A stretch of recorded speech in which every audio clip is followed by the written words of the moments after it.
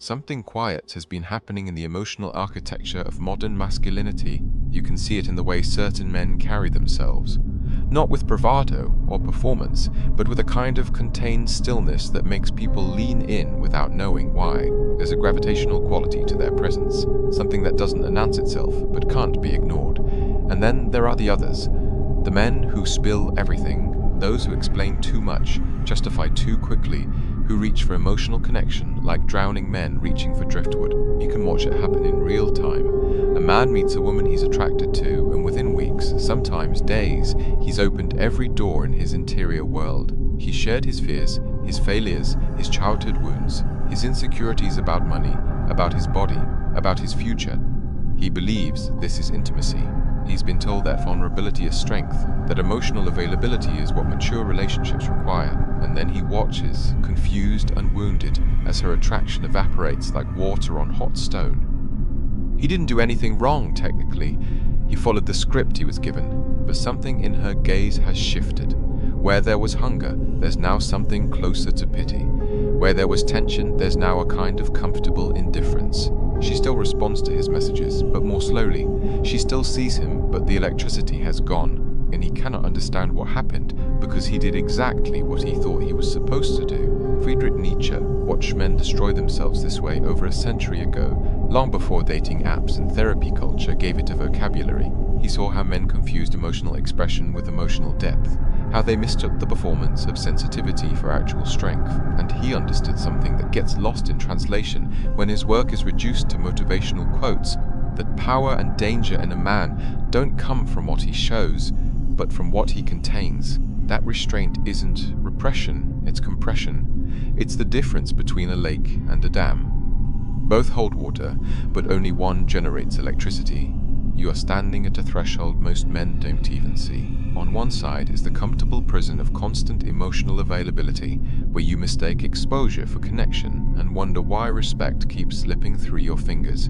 On the other side is something older and more dangerous, the understanding that what you withhold has more power than what you reveal. By the end of this, you'll understand exactly why emotional restraint makes certain men magnetic and terrifying in equal measure, and what it costs you every day you ignore it.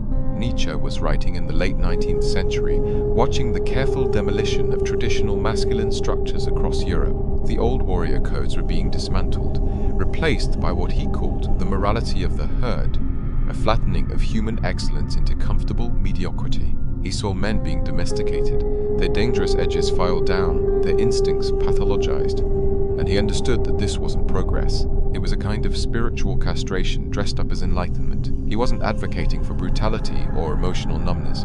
He was pointing at something far more subtle, that a man's power lies not in the absence of emotion, but in his capacity to metabolize it privately, to transform it into directed force rather than dissipate it through constant expression. The modern translation of Nietzsche's insight looks like this. A man who cannot contain his emotional states becomes predictable, and what is predictable cannot be respected. This is the thesis that runs beneath everything that follows. Not that emotions are a weakness, not that vulnerability is wrong, but that indiscriminate emotional expression, the kind that modern culture demands from men as proof of their evolution, quietly destroys the very thing it promises to create. It destroys respect, both from others and from yourself. Nietzsche would look at the modern dating landscape and see it immediately. Men competing to demonstrate their emotional availability, believing that the quickest route to a woman's heart is through total transparency. They share their traumas on third dates. They cry in front of women they've known for weeks. They explain their feelings in paragraph-length text messages, convinced that clarity and honesty will build intimacy. And what happens? She begins to mother him, or worse, she becomes his therapist. The erotic charge that brought them together drains away, replaced by a dynamic that feels more like social work than sexual tension. Because here's what Nietzsche understood about human nature, particularly female desire: it moves toward mystery, toward that which hasn't fully revealed itself, toward power that remains coiled and contained. This isn't a moral failing in women, it's biology speaking through preference. A woman's attraction to restrained masculine power isn't shallow or broken. It's the evolutionary echo of 10,000 generations that survived because women could identify men who could protect, lead, and maintain frame under pressure, emotional incontinence signals the opposite. It signals a man who will collapse when the situation demands strength, who will need to be managed and reassured, who has made his interior weather everyone else's problem. Let me show you how this actually plays out. There's a man, call him Michael, 32, who works in tech, reads philosophy, goes to therapy, and considers himself emotionally intelligent. He meets a woman at a friend's dinner party. She's sharp, successful, and attractive. They start seeing each other. Within 3 weeks, Michael has told her about his difficult relationship with his father, his anxiety about whether he's living up to his potential, his fear that he's not as confident as he appears, and his guilt about a previous relationship that ended badly. He believes this is building intimacy. He believes vulnerability is the foundation of real connection. She listens, she validates, she even shares some of her own struggles, but something subtle shifts in her body language. She starts initiating less. Her texts become shorter. When they're together, she seems distracted. Michael notices but can't name what's happening, so he does what he's been taught to do. He talks about it. He asks if everything's okay, if he's done something wrong, if she needs space. He's trying to build a connection through communication. What he doesn't see is that every question, every emotional check-in, every reassurance-seeking conversation is widening the gap he's trying to close. Because she's not moving away from his emotions, she's moving away from his need for her to manage them. What Michael thinks is happening, he's being authentic, vulnerable, and emotionally available. He's showing her who he really is, creating a foundation of trust and openness. What is actually happening through a Nietzschean lens? He's collapsing the mystery that made him attractive. He's turning himself into a problem to be solved, rather than a man to be discovered. He's training her to see him as someone who needs emotional labor, rather than someone who generates certainty. Nietzsche would say Michael is committing the fundamental error of the weak. He's externalizing his internal chaos. He believes that by voicing his doubts and fears, he's processing them, but he's actually spreading them like a virus into the relational space. He's making his instability her burden, and human beings, particularly women, in the context of sexual selection, recoil from the instability they have to prop up. This is where the concept of emotional restraint becomes dangerous in the way Nietzsche meant it. Dangerous not because it's cruel or withholding, but because it signals something primal, sovereignty. A man who contains his emotional turbulence, who processes it privately and emerges with direction rather than explanation, demonstrates that he has internal resources. He proves to action that he doesn't need constant external validation to maintain his center. This is magnetic, precisely because it's rare. Most men outsource their emotional regulation to whoever will listen, their partners, their friends, their therapists, their social media audiences. They've been taught that this is health, but it's not healthy. It's dependency dressed in therapeutic language. Now watch the mechanism more closely, the way self-abandonment disguises itself as authenticity. It starts with a simple misunderstanding about what vulnerability actually means. The cultural script tells men that vulnerability is the sharing of feelings, the disclosure of weakness, the performance of sensitivity. But this is a surface reading. Real vulnerability, the kind Nietzsche would recognize as courage, is the willingness to stand in your truth without needing agreement or comfort from others. It's the capacity to feel deeply and move powerfully without collapsing the distinction between the two. The man who has confused these two versions of vulnerability enters relationships like someone removing his armor piece by piece, believing that nakedness equals intimacy, and in the beginning it feels like it works. She leans in, she listens, she responds with warmth and openness. He interprets this as validation. See, this is what intimacy looks like, but he's misreading the exchange. Her initial warmth isn't attracted to his emotional exposure. It's the empathy response that most women have been socialized to provide when someone shares pain. It's compassion, not desire. And compassion, while beautiful in friendship and family, is the death of erotic polarity in romantic relationships. Phase 1 is numbness disguised as normalcy. He doesn't notice that he's started checking his phone every 10 minutes, waiting for her reply. He doesn't notice that he's rearranging his schedule around her availability. He doesn't notice that his workouts have become irregular, that his personal projects have stalled, that conversations with his male friends now center entirely on relationship analysis. These feel like natural adjustments, the compromises that mature relationships require. Phase 2 is justification. When she cancels plans at the last minute, he tells himself she's busy. When she takes longer to respond to messages, he reminds himself that everyone has different communication styles. When she seems distant during sex, he assumes she's stressed about work. He's narrating a story that protects him from seeing the pattern. And the story is always the same. This is temporary. This is circumstantial. This will pass if I just remain patient and understanding. But Nietzsche would see this for what it is, the will to ignorance, the active choice to remain blind because sight would demand action. Phase 3 is self-abandonment, masquerading as love. He apologizes for things he didn't do. He moderates his opinions to avoid conflict. He stops inviting her into his world and instead becomes a guest in hers. He reads articles about emotional intelligence and love languages and attachment styles, hoping to find the key that will restore what's been lost. What he doesn't realize is that what's been lost is his shape. He's become formless, adapting himself to fill whatever space she provides, and formlessness cannot be desired. You cannot hunger for what makes no demands. I work with men who have reached the end of this process, and the conversations always have the same architecture. They'll describe the relationship forensically, what they said, what she said, what the therapist suggested, what the books recommended. And then I'll ask a simple question. When was the last time you did something purely for yourself, something that had nothing to do with her or the relationship? And the silence that follows is cavernous, because somewhere in the process of pursuing intimacy through total emotional availability, they've disappeared. Not dramatically, not obviously, but methodically. The hobbies that used to organize their weeks have fallen away. The friendships that used to feed them have become superficial. The mission that used to pull them forward has been subordinated to the relationship's comfort, and they cannot see that this disappearance is precisely what killed her attraction, because she didn't fall for an empty vessel waiting to be filled by connection. She fell for a man who had somewhere to go, something to do, a life that she wanted to be part of, and that man no longer exists. He sacrificed himself on the altar of intimacy and wonders why she stopped worshipping there. Here's the contrast that reveals everything. I once spoke to a man whose wife left him after 15 years. By all external measures, he'd done everything right. He was present, attentive, and emotionally available. He listened to her, validated her feelings, and shared his own struggles openly. He was the model of modern, enlightened masculinity. She left him for a man who was, by comparison, far less communicative. A man who worked long hours, who didn't process his feelings through conversation, who was often unavailable, and the husband could not comprehend it. It violated everything he'd been taught about what women want, but here's what he couldn't see. The other man had something he'd lost.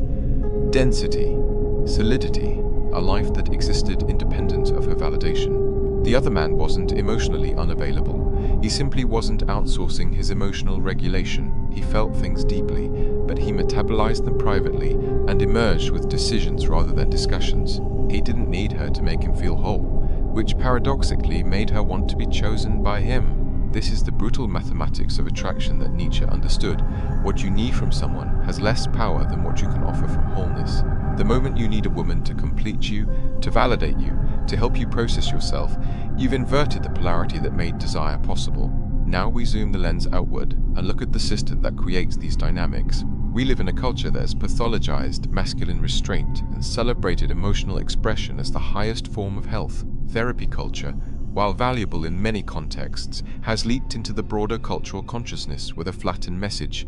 Talking about feelings is always good. Keeping them private is always repression. This creates a bizarre situation where men are encouraged to perform vulnerability as social currency, to demonstrate their evolution by sharing their wounds publicly, to compete for who can be most transparently broken. Social media amplifies this into absurdity, men posting long captions about their mental health struggles, their trauma processing, their healing journeys. And while there's nothing wrong with seeking help or building community around shared struggles, something else is happening beneath the surface. The collapse of any distinction between public and private, between the intimate and the performed, between what should be processed with a trusted few and what gets broadcast for validation from strangers.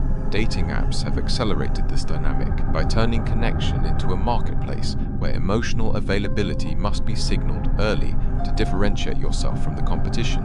The man who maintains mystery, who doesn't explain himself immediately, who holds back parts of his interior world, gets filtered out as emotionally unavailable or playing games. So men learn to front-load vulnerability.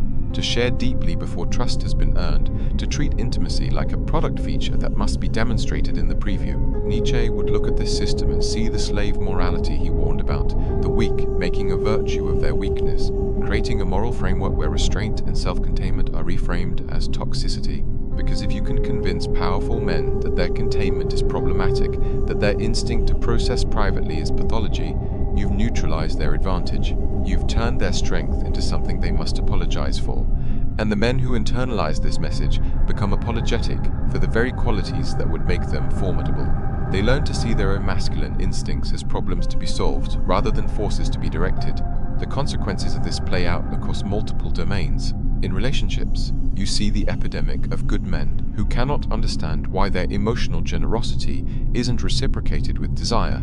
In the workplace, you see men who are afraid to lead decisively because every act of authority might be interpreted as toxic masculinity. In the broader culture, you see men withdrawing not from malice but from exhaustion, exhausted from navigating a social landscape that demands they perform sensitivity while still somehow maintaining masculine presence, that insists they be vulnerable while penalizing any vulnerability that seems like weakness. This is the double bind that Nietzsche would recognize as designed to create paralysis. Be emotional but not too emotional, be strong but not too strong, lead but only with consensus, desire but not too directly. These aren't contradictions you can resolve through better communication or deeper self-reflection. They're contradictions baked into a system that doesn't know what it wants from men except that they remain confused and compliant. And the man who accepts this confusion as his natural state will live his entire life seeking permission to exist fully, getting only conditional approval, never understanding why nothing he does feels like enough. Spengler would call this a symptom of civilizational autumn moving into winter, the phase where cultures lose contact with their vital instincts and replace them with elaborate codes of conduct that serve bureaucracy rather than life. Nietzsche simply called it decadence, the state where a culture has become so removed from the conditions that created it that it begins to pathologize the very traits that allowed it to exist. Masculine restraint, the capacity to contain emotional turbulence and transform it into directed action, was once understood as essential to survival. It's what allowed men to hunt effectively, to defend against threats, to lead families and tribes through crisis without collapsing into panic. Now it's diagnosed as emotional constipation, as toxic stoicism, as the thing men need to unlearn to become fully human. But here's what gets lost in that reframing. Restraint isn't the absence of feeling, it's the refusal to make your feelings everyone else's emergency. It's the capacity to stand in discomfort without immediately reaching for relief through expression. And this capacity, this willingness to be alone with your own interior weather, is what creates the density that others recognize as power. If a system demands your vulnerability but offers no protection, walking away isn't cowardice, it's wisdom. If a culture insists you lower your defenses but reserves the right to punish you for what it finds when you do, maintaining your defenses isn't pathology, it's survival. And if a woman says she wants emotional availability but recoils when you provide it, she's not lying or manipulating. She's articulating a conscious preference that contradicts an unconscious need. Conscious preference, safety, communication, emotional partnership. Unconscious need, a man who doesn't need her to complete him, whose emotional center holds without her constant maintenance, who moves through the world with a kind of dangerous certainty that her presence enhances but doesn't create. You cannot negotiate desire into existence by becoming what someone thinks they want.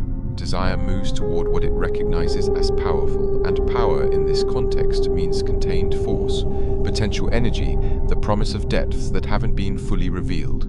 Now we translate philosophy into pattern recognition and behavior. This isn't a list of tactics, it's a reorientation of how you move through relational space. First, pattern, emotional kneeling.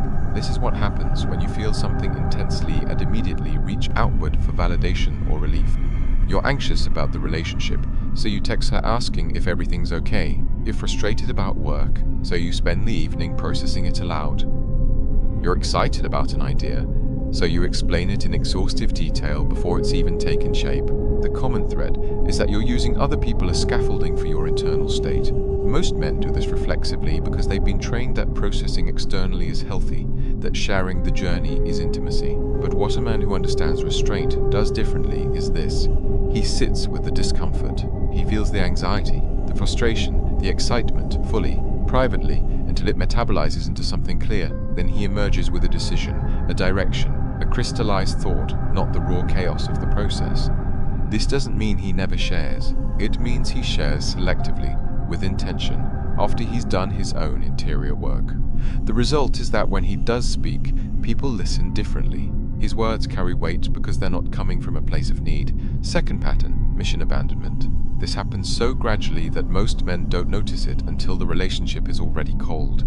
You start saying yes to her plans by default and no to your own. Your gym routine becomes negotiable. Your personal projects get pushed to later.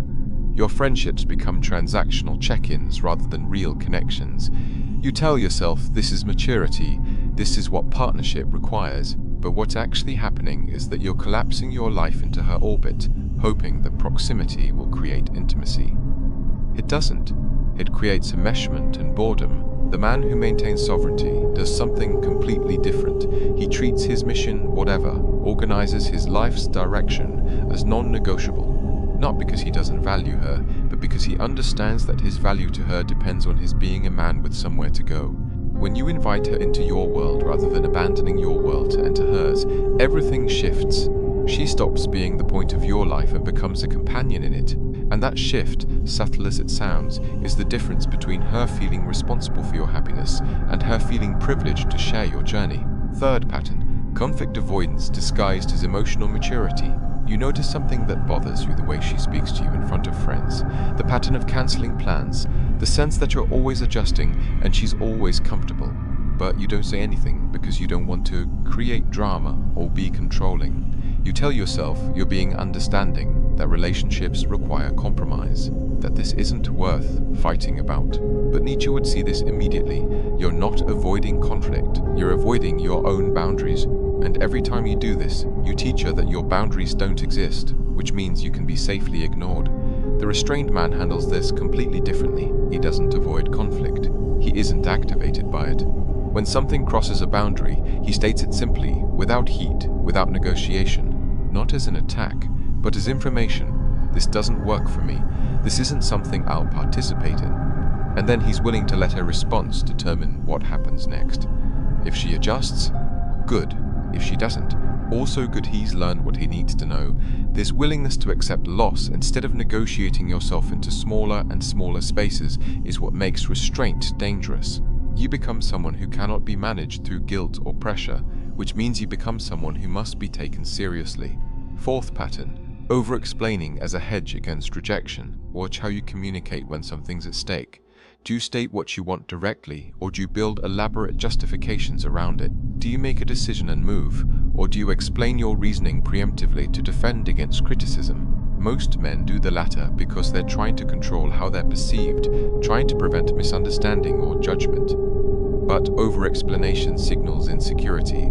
It signals that you're not confident the thing itself is enough, so you're wrapping it in layers of justification, hoping that volume will substitute for conviction. The man who has internalized restraint does this. He says what needs to be said, simply and clearly, and then stops. He allows silence to exist. He allows others to have their reactions without rushing in to manage those reactions. This creates a kind of spaciousness in communication that most people find unsettling at first and magnetic second, because most humans spend their entire lives around people who are performing, explaining, and justifying. The person who simply states and stops, who seems untroubled by your response, stands out like a solid object in a liquid world. Fifth pattern, comfort addiction and the erosion of self-respect. This might be the most insidious because it feels like peace. You've organized your life around minimizing discomfort, difficult conversations are avoided, challenging workouts are skipped, risky career moves are postponed. The relationship that's slowly draining you is maintained because leaving would be hard. You tell yourself this is wisdom, that you're past the age of unnecessary struggle. But what's actually happening is that you're trading growth for comfort, and that trade always ends the same way. You wake up one day and realize you've become small. Your capacity has shrunk to fit your lifestyle. Your courage has atrophied from disuse. And the respect you once had for yourself has been replaced by a vague disappointment you can't quite name. Nietzsche's entire philosophy was a warning against this. He understood that human beings need resistance to remain vital, that comfort without challenge is spiritual death. The restrained man actively seeks discomfort, not as punishment, but as maintenance. He does the hard compensation. He takes the financial risk when it aligns with his mission. He chooses the workout that scares him. He walks away from the comfortable relationship that's no longer serving his growth. And this willingness to embrace discomfort is what maintains his edge, what keeps him dangerous in the way that matters dangerous to his own stagnation. Now stand at the threshold and look at the two paths ahead. Path 1 is a continuation. You ignore what you've read here. You return to the patterns that feel safe. The emotional availability that gets mistaken for neediness, the mission abandonment that gets called compromise, the conflict avoidance that gets framed as maturity, the explanations that substitute for presence, the comfort that slowly suffocates your vitality. In 5 years, you'll be smaller. Not physically, necessarily, but in every way that matters to you. Your life will have contracted around whatever requires the least from you. The relationship you're in will be stable but cold, maintained through routine rather than desire. Or you'll be single, confused about why connection keeps eluding you. Replaying the same dynamics with different faces. Your work will be fine but uninspiring, a paycheck rather than a calling. Your friendships will be surface level, maintained through occasional texts and birthday acknowledgements.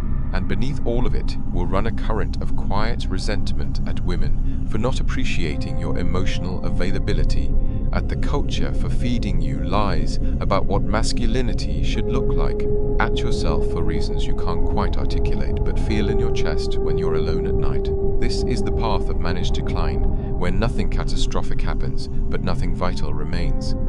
Path 2 is initiation. You take what Nietzsche is pointing at, the understanding that restraint is compressed power, that containment is not repression, but transformation, and you begin to reorganize your life around it. This path is harder, lonelier at first, and almost certainly more uncomfortable.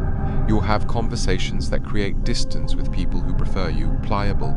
You'll make decisions that look selfish to those who benefited from your self-abandonment. You'll sit with emotions that your entire cultural conditioning tells you to express and process externally, and you'll do the interior work of metabolizing them into clarity instead. You'll rebuild a relationship with your mission, whatever that is, and you'll guard your time and attention like the finite resources they are. You'll walk away from situations and people that require you to shrink, even when walking away is painful.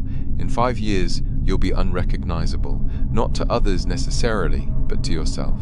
Your life will have a different texture, fewer people, less noise, more signal. The relationships you maintain will be chosen rather than inherited, built on mutual respect rather than mutual need. Your work will be aligned with something that pulls you forward rather than something you're escaping toward the weekend from. Your body will be different because you stop negotiating with discipline, and the respect you have for yourself will be the real thing, earned through 1,000 small decisions to honor your boundaries, even when it costs you comfort. The woman in your life, if there is one, will relate to you differently, not because you've manipulated her with tactics or distance, but because you've become the kind of man whose presence isn't a given, whose attention is valuable because it's not freely distributed, whose emotional stability isn't dependent on her management. She won't always like this. It will activate insecurity in her, which means it will test the relationship. But if she's the kind of woman capable of meeting a sovereign man, she'll eventually relax into it, because beneath the cultural conditioning that tells her she wants total emotional access, there's an older instinct that recognizes contained masculine power and responds to it with the kind of desire that doesn't fade. And if she's not that kind of woman, if she requires your continued self-abandonment to feel comfortable, you'll discover that quickly and clearly, which is its own gift, because sovereignty has this effect. It accelerates reality. It makes incompatibilities obvious instead of allowing them to fester for years. It forces decisions instead of enabling comfortable ambiguity. Here's what Nietzsche would want you to understand in the final analysis. A man who cannot contain his emotional states becomes a liability to himself first, to others second, not because emotions are wrong, but because undirected emotional energy dissipates into the environment like heat, raising the temperature without illuminating anything. The restrained man feels everything, maybe more intensely than the expressive man, but he processes it through a different channel. He allows it to compress into insight, decision, and action. He becomes the kind of man who walks into a chaotic situation and lowers the temperature through his presence alone. Who can hear bad news without collapsing? Who can feel rejection without fragmenting? Who can sit with his own darkness long enough to understand it, rather than immediately reaching for someone else to make it mean something. This is dangerous not because it's cruel or cold, but because it's rare. It stands out in a culture of managed emotions and performed vulnerability, like a mountain stands out in a plains landscape, and mountains, by their nature, pull the eye and the foot. People orient around them without quite knowing why. She does not kill your purpose, she reflects its absence. This is the mirror line that places responsibility exactly where it belongs. If a woman's presence in your life has diminished you, if your attraction to her has made you smaller, if your desire for connection has cost you your self-respect, none of that is her fault. She's responding to what you're presenting. She's reacting to the vacuum where your mission used to be. She's filling the space you vacated at the center of your own life, and while it's easier to blame her, to call her shallow or manipulative or incapable of appreciating a good man, that blame is just another way of avoiding the work of rebuilding your relationship with yourself, the work of relearning restraint, not as repression, but as self-respect, the work of containing your chaos long enough to transform it into order, the work of becoming dangerous again, not to her, but to your own stagnation. If this hits something in you that you can't quite name, if you felt the recognition that comes when someone articulates a pattern you've been living but couldn't see, share this with the men who need it.